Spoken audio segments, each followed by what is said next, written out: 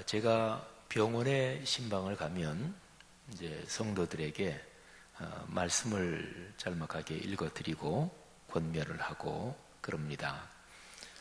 제가 가장 좋아하는 그런 성경 구절, 병원에 신방 가서 읽어드리는 구절은 시편 23편 또는 시편 127편 뭐 이런 구절들, 아마 어느 목회자나 많이들 비슷할 거예요. 또 이사야서 43장이나 또 41장 10절, 두려워하지 말라 내가 너와 함께 함이니라. 또 내가 너를 지명하여 불렀나니 너는 내 것이라. 내가 물 가운데 또는 불 가운데로 지날 때에도 물이 너를 침몰시키지 못하고 불이 너를 사르지 못하리라. 이런 말씀들이죠. 그런데 제가 병원에 입원해 있는 그런 성도들에게 신방 가서 참 언제 생각해도 제일 적합하고 참 이 말씀처럼 좋은 게 없다, 그렇게 생각하는 것이 시편 139편 17절 18절입니다. 하나님이여 주의 생각이 내게 어찌 그리 보배로우신지요 그 수가 어찌 그리 많은지요. 내가 세려고 할지라도 그 수가 모래보다 많도소이다. 하나님의 수가 어찌 그리 많은지 모르겠다. 이 다윗이 시편 139편을 썼거든요. 근데 다윗이 감탄하고 감동하고 있는 거예요. 하나님의 수가 너무너무 많다, 이렇게 감동하는 거지요. 사람이 병이 들어서 뭐 그냥 약국 가서 약을 간단하게 사 먹을 뭐 이제 그런 것도 있겠고, 그 다음에 동네 병원에 가서 간단하게 진료를 받고 약을 조제 처방받아서 그래서 이제 먹고 이제 건강하게 될 뭐 그 정도도 있고요. 근데 병원에 입원한다 그러면 아무래도 제가 지금 말씀드린 상황보다 더 어려운 경우잖아요. 그러면 사람이 이러니 저러니 해도 내 신체가 아프면 이것처럼 직접적으로 신경 쓰이는 게 없습니다. 다른 사람이 제 아무리 어떤 큰일을 당해도 내 손가락 하나 이거 베인 것, 이게 사실은 더 신경을 쓰이는 거죠. 그 사람이 자기 몸이 아플 때 그거는 가장 직접적으로 신경이 쓰이고, 그리고 병원에 입원할 정도 되면 온통 관심이 거기에 다 쏠려 있게 되죠. 상당히 어려운 병 또는 적어도 뭐 며칠 또는 일주일 넘어 입원해야 될 그런 상황이라면 그건 또 더 말할 것도 없잖아요. 그때 사람은 누구나 다 지금 내가 아픈 거, 그 병, 거기에 온통 관심이 집중됩니다. 그래서 그거 한 가지에 자기 생각이 꽉 이렇게 박혀 있고 또 그 생각이 그 속에 갇혀 있게 되는 거죠. 그거 하나만 이제 생각하는 거잖아요. 그러니까 수가 하나입니다. 그때는 수가 하나예요. 근데 그 아픈 거를 가만히 생각하면서 이 아픈 걸 통해서 하나님께서 내게 어떤 깨달음을 주실까? 또 아프다는 것은 사람에게 결코 긍정적인 게 아니잖아요. 뭐 힘든 거고 어려운 거고 뭐 돈도 나가는 거고 또 시간도 그냥 제한되는 거고 걱정도 되는 거고, 몸이 아프다는 게 결코 이게 긍정적인 게 아니잖아요. 근데 이거를 다른 각도에서 한번 생각해 보는 거죠. 우리가 흔히 병원에 입원해 계시는 분들 가서 위로하고 격려하는 말 중에서 이런 말이 있어요. 사실은 참 멋진 말인데요. 기왕 이렇게 아파서 입원하셨으니 휴가 얻었다고 생각하십시오. 마음 편하게 가지시고. 근데 그건 진짜 좋은 말이에요. 뭐 그냥 바삐 일하다가 어떻게 좀 그냥 아파가지고 병원에 입원했다 그러면 실제로요, 그 사람 신체가 쉬는 게 필요한 거예요. 병원에 입원했길래 망정이지, 입원하지 않고 계속 그냥 가속 페달을 밟는 것처럼 그렇게 달리다가는 돌연사 할 수도 있어요. 돌연사가 뭔지 아시죠? 어떤 병의 증세가 없이 그냥 갑자기 그냥 사망하는 게 돌연사예요. 그러니까 사람 신체가 이상이 있어서 그게 발견이 돼서 병원에 입원하게 된 게 그게 실제로도 그게 다 감사한 일이고 다행이죠. 그러니까 그냥 안달하지 말고 빨리 퇴원해야 되는데 그 일 그냥 마저 마무리해야 되는데, 그런데 안달한다고 빨리 낫는 거 아니죠. 안달하면 오히려 더 이게 스트레스 받으니까 병에 더 안 좋을 거 아니겠어요. 그러니까 그냥 위로하는 말 같지만 그 말이 굉장히 좋은 말이지요. 기왕 입원한 거 그냥 휴가 얻었다고 생각하고 그냥 편안한 마음 먹고 계셔요. 그건 사실은 굉장히 멋진 말이고 지혜로운 말이죠. 여러분, 만일에 병원에 입원해 있는 사람이 친구나 또는 병문안 온 사람한테 그 얘기를 듣고 나서 맞아, 기왕 입원해 있는 거 안달하지 말고 휴가 얻었다고 생각하고 편하게 있어야지. 그래가지고 이제 그 얘기가 어떤 깨달음이 돼서 편안하게 잠자고 그냥 한 4-5시간밖에 못 자고 맨날 일에 몰두하고 그랬는데 편안하게 잠자고, 그렇게 마음을 고쳐먹으니까 누가 읽으라고 사다 준 책 또는 시집 이런 게 좀 눈에 들어와서 읽고 성경 말씀 가만히 묵상하면서 그렇게 지내게 되면 수가 더 생긴 거잖아요. 그죠? 그러니까 그전에는 온통 내 몸이 아파서 그냥 거기에만 생각이 온통 집중되어 있으니까 수가 하나였잖아요. 근데 이렇게 아픈 게 휴가 얻는, 휴가를 하나님이 주신 그런 것도 있구나. 그러면 수가 하나 더 생긴 거잖아요. 그죠? 어떤 목회자, 저쪽에 전라도 광주 쪽에 계신 어떤 선배 목사님인데 그분이 암이 걸리셨어요. 그래서 이제 암을 수술하고 치료하고 그러시느라고 한 몇 개월을 교회를 비우셨어요. 교회가 그렇게 큰 교회가 아니기 때문에, 부교역자가 없는 교회이기 때문에.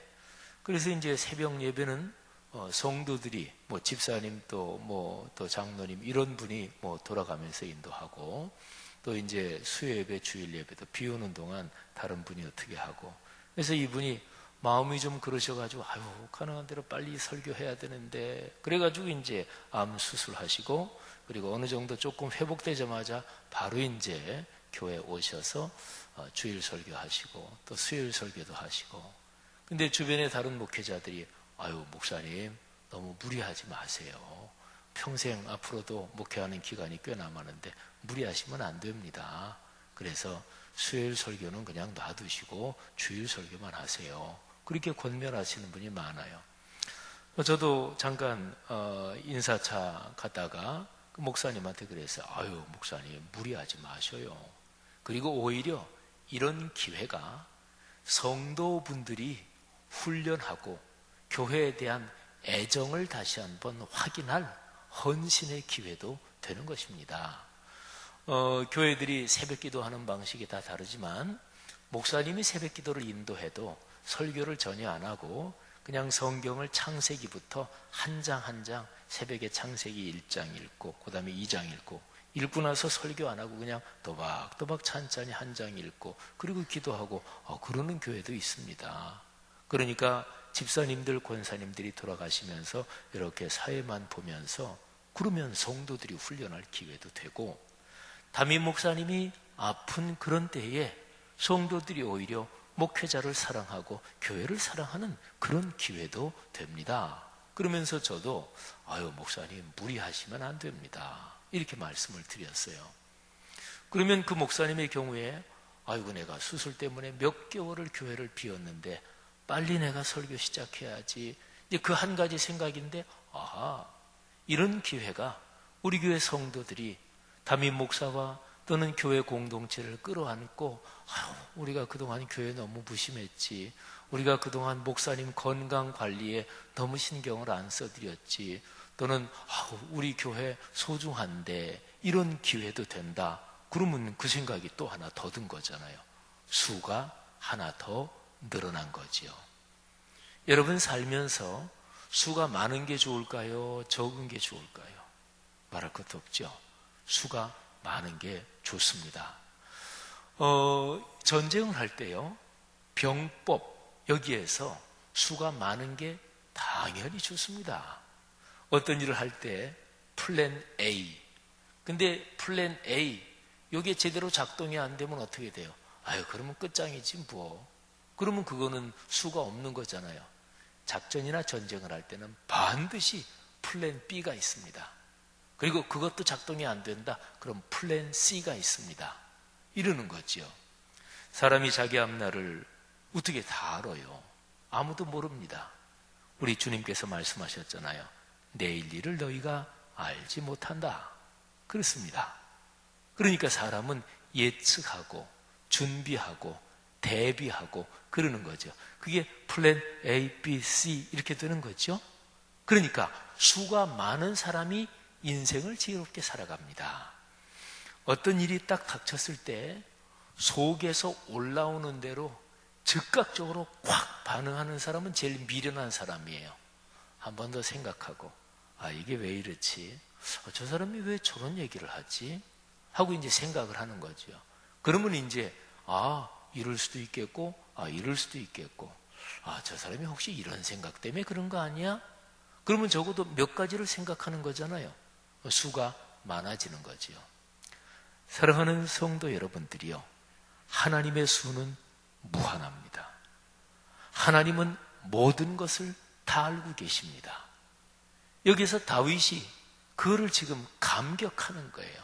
감격하고 감동하면서 주님, 주님의 수가 어찌 그리 많은지 모르겠습니다. 제가 세려고 할지라도 불가능합니다. 주님의 수는 모래보다 많습니다. 여러분, 이러면 하나님께 우리가 신뢰하고 의지할 수가 있는 거죠. 우리가 보통 쓰는 말 중에서 고수 이런 말이 있죠. 저 사람은 고수야. 이게 무슨 말이에요? 수가 많다는 말이죠. 고수의 반대말이 하수 이런 거죠. 그는 어떤 일, 어떤 사안에 대해서 그 사람이 지혜롭지 못하다, 그런 얘기예요. 고수, 하수 할 때 한자어가 숫자가 손수자입니다. 손수. 그런데 한자어 손수는 손, 이 뜻만 있는 게 아니에요. 그냥 사람 이런 뜻도 있어요. 또 어떤 일에 대한 재주나 솜씨 이런 뜻도 있어요. 그러니까 고수는 뭡니까? 수가 많고 어떤 일에 대해서 재주나 솜씨가 뛰어난 사람, 뛰어난 솜씨 이거를 뜻하는 거예요. 하수? 그러면 그거는 그런 수가 많지 않고 또 어떤 일을 처리할 능력이 좀 충분치 않은 사람 이런 거를 얘기하는 거죠. 그런데 고수, 하수 할 때 그 수를 셀수, 셈할 때 숫자 있잖아요. 그 숫자를 쓸 수도 있어요. 그러면 하나, 둘, 셋 이런 거죠. 하수는 그 수의 개수가 적은 것입니다. 성도 여러분들이요, 그렇게 고수, 하수를 따지면 하나님은 고수 중에 고수, 그리고 다른 그 어떤 인간, 제 아무리 수가 많은, 제 아무리 인간 세상에서 고수라고 할 수 있는 그 어떤 사람하고도 절대 비교가 불가능할 절대 수를 가지신 분인 거예요. 그러니까 고수 중에 절대 고수. 창조주시니까. 오늘 여기 성경 본문 제가 17절, 18절을 말씀드리고 있는데요. 그런데 17절, 18절 그 앞에 무슨 내용이 나오나, 그러니까 시편 139편 1절부터 이 고수이신, 절대 고수이신 하나님 나오는 17절 전까지 1절부터 16절까지에 나오는 내용이 무슨 내용인가요? 하나님은 전지전능하신 분이다. 하나님은 무소부재하신 분이다. 하나님은 나를 창조하신 분이다. 창조의 주권자시다. 이게 나오는 거예요. 그 얘기를 근거해서 보면 그렇지, 하나님은 고수 중에 고수, 아니 절대 고수일 수밖에 없지, 이런 걸 우리가 충분히 인정할 수가 있는 거지요. 여러분, 삶이 불안하십니까? 삶에 뭔가 걱정이 많으십니까? 요즘 밤잠이 잘 안 와. 걱정이 돼서. 또는 요즘 이상하게 똑부러지게 요게 걱정이다, 이런 건 아닌데 이상하게 뭔가 마음이 좀 불안하고 이만큼 뜬 것 같아, 그런 경우도 있잖아요. 여러 가지 원인이 있겠죠. 여러 가지로 신앙적으로 진단이 가능할 것입니다. 그런데 근본적으로 파고 들어가면 절대 고수이신 하나님을 신뢰하지 못하고 있는 것입니다. 따져보세요. 그러잖아요. 절대 고수이신 하나님을 꽉 신뢰한다. 그러면 걱정거리 없어지잖아요. 다른 예를 들어볼까요? 여러분이 직장 생활하십니다. 아니면 여러분이 인생길을 걸어가는 직종, 공직도 좋고, 스포츠계 종사하시는 분도 있고, 예술계 종사하시는 분도 있고, 등등 장사하시는 분도 있고, 하여튼 여러분이 걸어가시는 인생 직종, 그 직업, 거기에서 요즘 뭐가 힘들어, 뭐가 잘 안 돼. 근데 그 직종에서 막강한 영향력을 가지고 있고 결정권을 가지고 있는 사람이 나한테 내가 그거 해줄게, 걱정하지 마라. 그러면 그때까지 막 걱정하고 그러다가 그 얘기를 딱 듣는 순간 걱정이 샥 사라지죠. 그런 거 경험해 보셨잖아요. 왜 그래요? 고수 중에 고수가 나를 도와주겠다 그러는 거예요. 예를 들어서 어떤 사람이 이게 도무지 이게 팔로가 열리질 않아. 근데 김 사장 걱정하지 마라. 내가 김 사장 제품 한 10만 개 내가 주문될 수 있도록 연결시켜 줄게. 그러면 그 얘기 듣는 순간 걱정이 몽땅 싹 사라질 거 아니겠어요? 그죠? 제가요, 독일 유학할 때, 저는 신학교 들어갈 때부터 하나님, 저 독일로 유학 가고 싶습니다. 저는 그랬어요. 그래서 학교 졸업하고 또 중간에 군대 갔다 오고 독일 유학 가려고 했는데 여의치를 않아서 안 되겠다. 그럼 한국에서 대학원 공부하자. 대학원 졸업하고 석사학위 맞고 그리고 이제 가려고 했는데 또 여의치를 않아요. 그러면 어차피 이제 목사 안수 받아야 되니까 강원도로 내려가서 단독 목회하고 안수 받고 가자. 그리고 안수 받고 다 이제 가야 되는데 또 사정이 여의치를 않아요.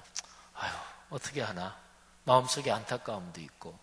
그런데 제가 강원도 대관령 쪽에서 목회하다가 한 번은 서울에 계신 부모님 댁에 올라왔다가 마장동 시외버스 터미널에서 시외버스를 기다리면서 이제 거기에 신문 쪼가리, 시외버스 터미널 옛날에 보면 이렇게 신문 누가 읽다가 이렇게 던져놓은 거 이런 거 있잖아요. 또 이렇게 찢어진 것도 있고.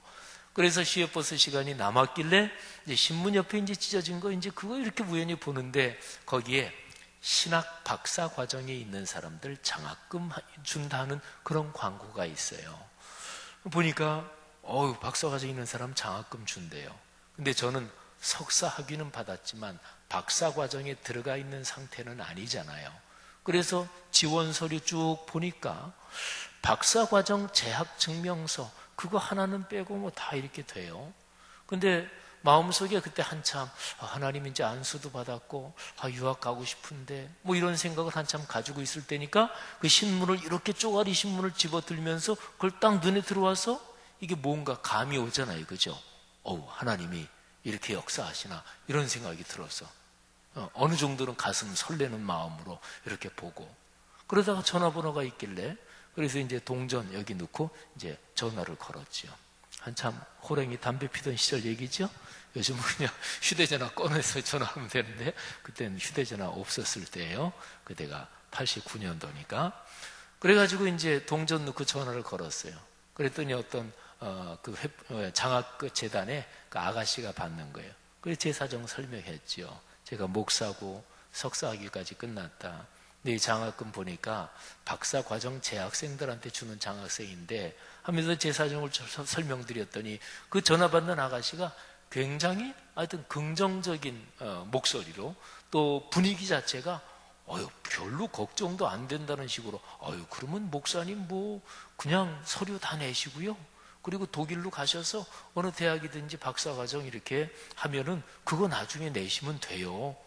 된다는 얘기가 이제 서류 그렇게 내면 된다는 얘기죠. 근데 돼요 그러는데 제 귀에는 그러면 장학금 받아요 이렇게 들리는 거예요. 막 하나님의 감동이 막 이 전화기를 타고 들려오는 것 같아요. 그래가지고 그걸 듣는데 마음속에요. 독일로 가고 싶은데 근데 이게 자꾸 상황이 안 되고 학부 졸업하고 갈라 그랬고 대학원 졸업하고 갈라 그랬고 등등 계속 안 되고 그런데 갑자기 마음의 근심이나 이런 게 사라지면서 내가 독일 유학 갈 수 있겠다. 장학금 받겠다. 이게 가슴에 꽉 와닿는 거예요. 그 자매이기 때문에. 그래서 제가 이제 강원도에서 목회하던 교회 장로님들한테, 장로님, 제가 오래전부터 독일 유학 계획하고 있었습니다. 근데 아무래도 독일 유학 가야 될 것 같습니다. 죄송합니다. 제가 좀 사임을 하고 유학하겠습니다. 그랬더니 그 장로님들이, 목사님, 목사님, 저희가 그냥 안 놔드리고 싶은데 유학 가신다니까 더 공부하시고 더 큰 주의 종 되시고, 그래서 허락해 주셨어요. 그래서 제가 독일 유학 갔어요. 그리고 그 장학금은 못 받았고요. 그건 못 받았어요. 여러분, 어쨌든 이렇게 막 하다가 그 자매 전화 받고서 저는 근심 걱정이 전화 통화하면서 싹 사라졌어요. 그런 거잖아요. 왜 근심 걱정이 있어요? 그건 사실은 우리가 신앙인으로서 하나님을 신뢰하지 못하고 있는 거 아니겠어요? 여러분, 지금 어떤 일 때문에 근심하고 계세요? 사실은 우리는 그리스도인이고 신앙인이라 그러지만 내 업종, 내 직종에서 막강한 영향력이 있는 그 사람을 하나님보다 사실은 더 신뢰해요. 그런 경우가 많아요. 제 후배 중에서 한 달 반 전인가 후배 한 몇 사람을 만났어요. 근데 그 후배들이 학교 다닐 때 쟁쟁한 기가 있는, 정신이 살아있는 친구예요. 근데 다 후배 목회자들인데 그 중에 한 사람이 그 옆에 앉은 자기 친구, 다 이제 저보다 후배들이니까 저한테 그러는 거예요. 목사님, 이 친구 학교 다닐 때 눈빛이 살아있었는데 근데 박사학위 받고 학교 교수로 좀 들어가고 싶은 생각 때문에 이 친구 눈빛이 죽었다고 농담을 하는 거예요. 그러니까 학교 교수로 들어가고 싶은 사람은 하나님은 둘째예요. 나 교수로 들어가는데 학교에서 나 끌어줄 사람, 총장 또는 이사회가 그게 하나님이에요. 만일에 거기서 막강한 사람이 총장이나 이사회가 김 박사 여기 들어오도록 내가 애써줄게, 그러면 그 얘기 들으면서 그 순간에 근심 걱정이 다 사라져 버릴 거예요. 여러분, 왜 우리 마음속에 근심 걱정이 있어요? 하나님은 수가 많으신 분이에요. 근데 그 하나님의 수를 우리가 신뢰하지 못하는 거지요.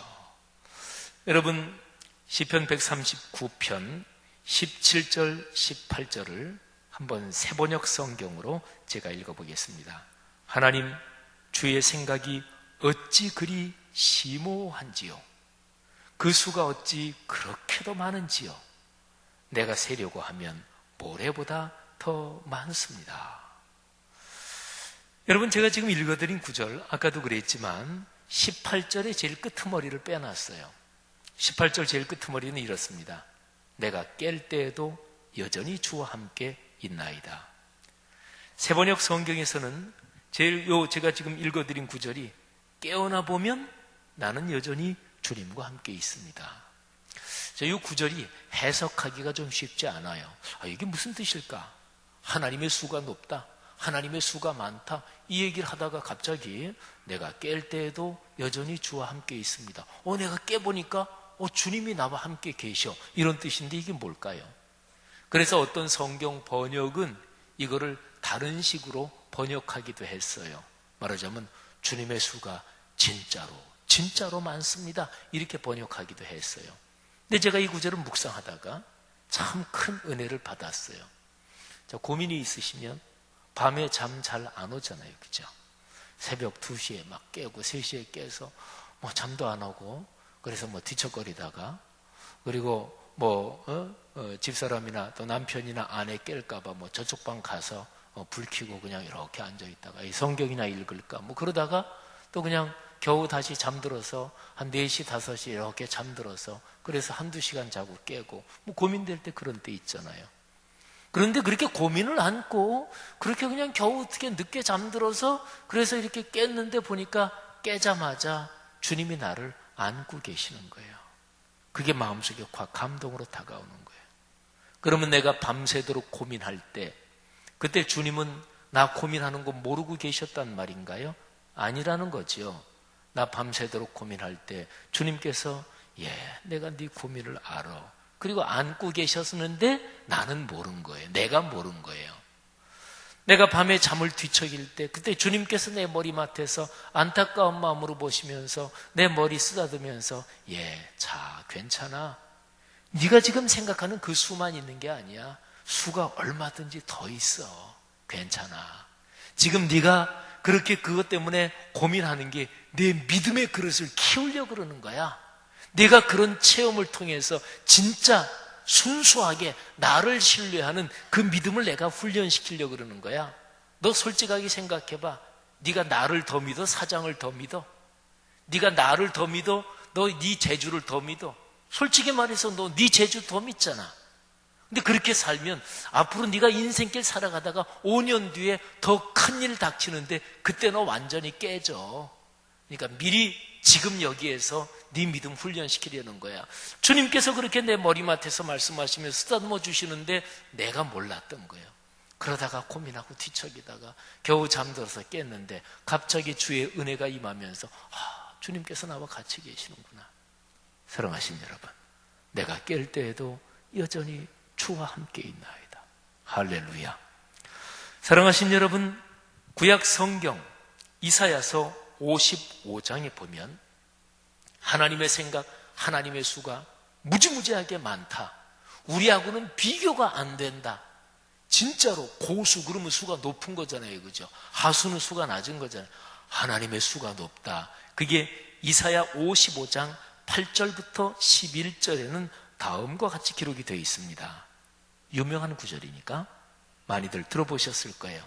이 구절 제가 새번역 성경으로 봉독할 텐데 이 구절을 선포할 때 여러분의 것이 되시기를 바랍니다. 특별히 지금 어렵고 힘든 일이 있으신 성도님들, 이 구절 들으시면서 마음을 열고 겸허하게 주님께서 지금 내게 주시는 말씀으로 들어 은혜가 되시기를 간절히 바랍니다. 나의 생각은 너희의 생각과 다르며 너희의 길은 나의 길과 다르다. 주님께서 하신 말씀이다. 하늘이 땅보다 높듯이 나의 길은 너희의 길보다 높으며 나의 생각은 너희의 생각보다 높다. 비와 눈이 하늘에서 내려서 땅을 적셔서 싹이 돋아 열매를 맺게 하고 씨 뿌리는 사람에게 씨앗을 주고 사람에게 먹거리를 주고 나서야 그 근원으로 돌아가는 것처럼 나의 입에서 나가는 말도 내가 뜻하는 바를 이루고 나서야 내가 하라고 보낸 일을 성취하고 나서야 내게로 돌아올 것이다. 아멘. 여러분, 비나 눈이 하늘에서 내려오면 내려와서 땅에 떨어지자마자 다시 바로 올라가나요? 아니, 제 할 일을 다 합니다. 땅을 적시고 흐르면서 영양분도 날라다 주고 습기도 주고 그 물이 하늘에서 내리는 비와 눈이 하는 역할이 과학적으로 세세하게 따져본다면 얼마나 많겠어요. 우리 사람은 그 중에서 몇 가지나 알까요? 물이 싣고 가는 영양분, 그 영양분의 요소들, 그거 우리 눈에 보여요? 과학자들도 다 분석 못해요. 그게 다 하나님의 생각, 하나님의 수라는 거예요.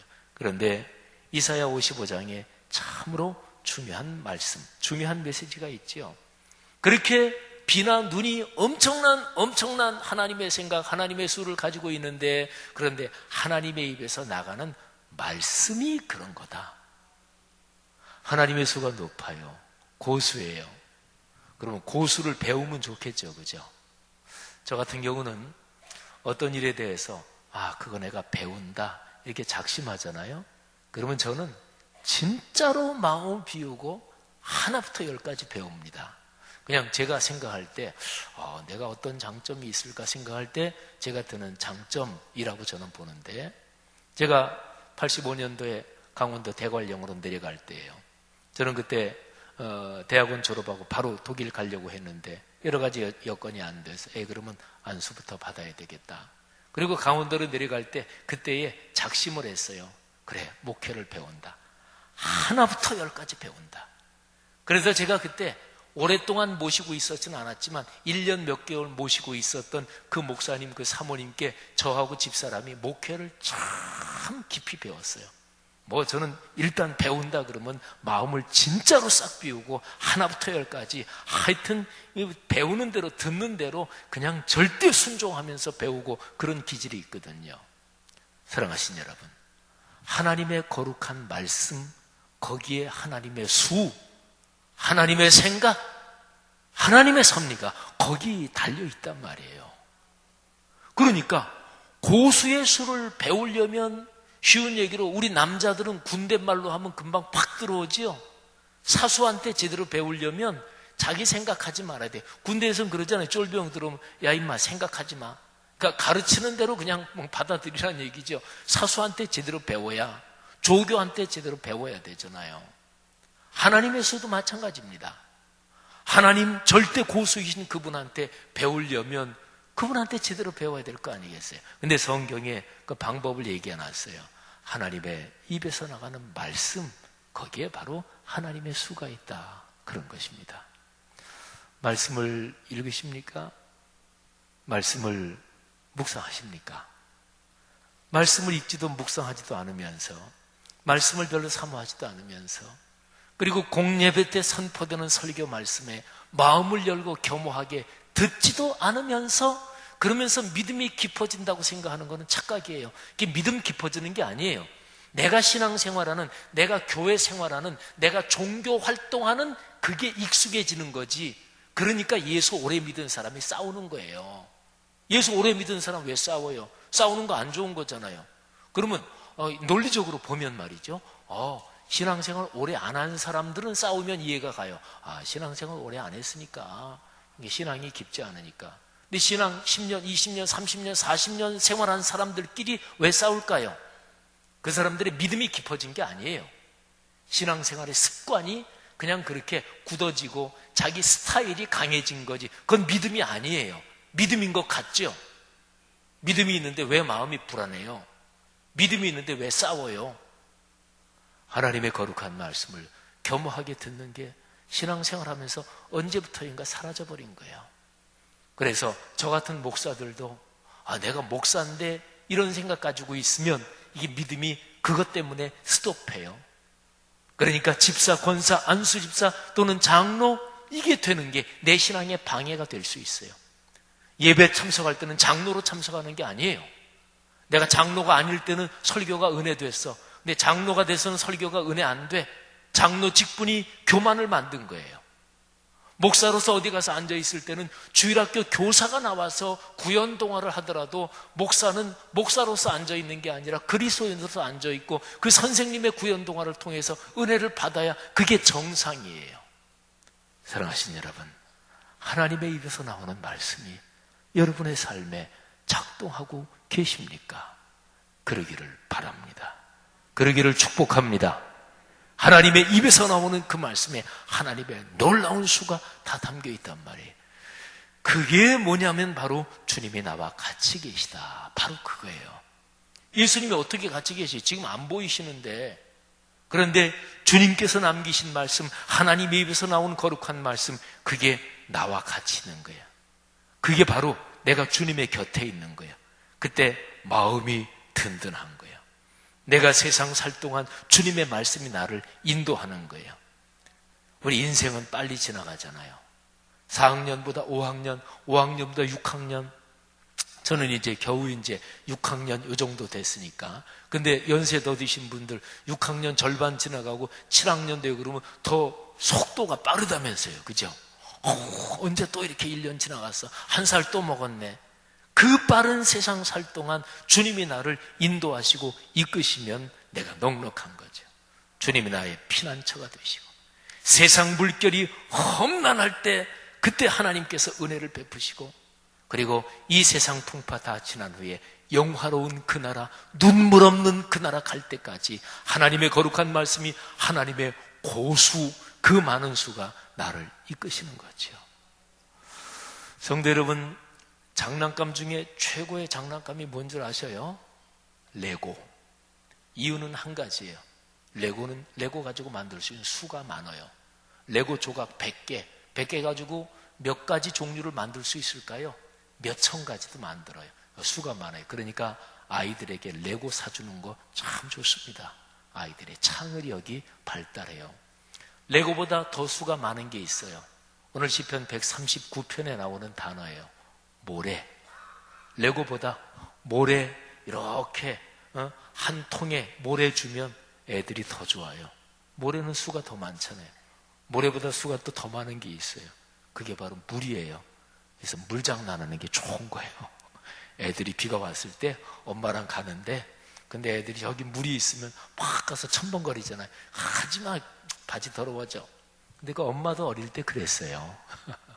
여러분, 물은 좋은 거예요. 왜? 수가 무궁무진한 거거든요. 하나님은 수가 많으신 분이십니다. 고수이십니다. 그 하나님을 신뢰하고 특별히 그 하나님의 거룩한 말씀을 사모하며 인생길 걸으시기를 주님의 이름으로 축복합니다. 기도하겠습니다.